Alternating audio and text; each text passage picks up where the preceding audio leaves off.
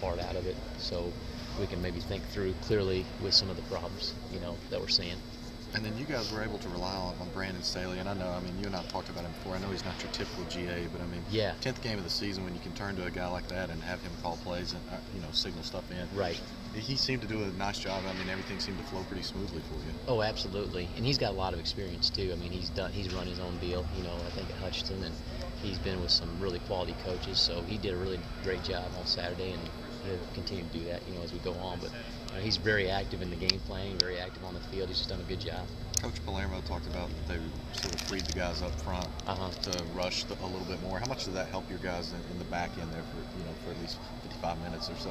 It helped us out. We kind of shifted gears. We said, hey, we're going to try to get some more pressure with our front three, really most of the day, and front four if we got the four guys rushing, and then play a little bit more zone eyes on it, rally to the football, get the ball out of the quarterback's hands, which worked well for us instead of the man match concept as much, but sprinkled that in there when we needed to.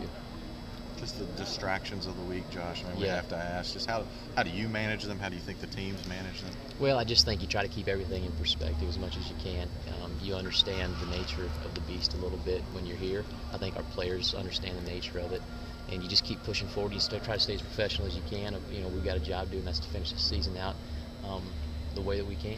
I told my wife this morning one thing that makes you keep it in perspective. She's getting ready to have our first little one here in about a month. So she's going to see the doctor, and those things right there, keep it in perspective as well. But it's good.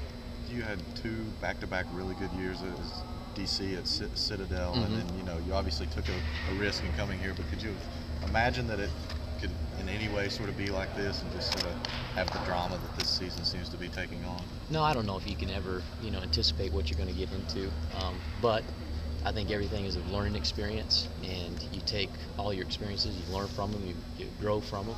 You take the good, you take the bad, and you move forward. It makes you, a better coach in the long run, I think, as you move throughout your career.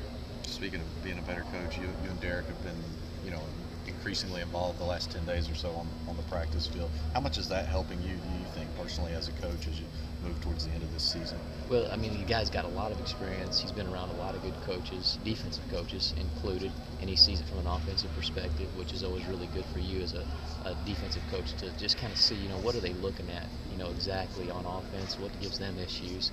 And when he coaches guys, he's seeing it, seeing it from his perspective, which is always good. It's always good dialogue to get a different point of view.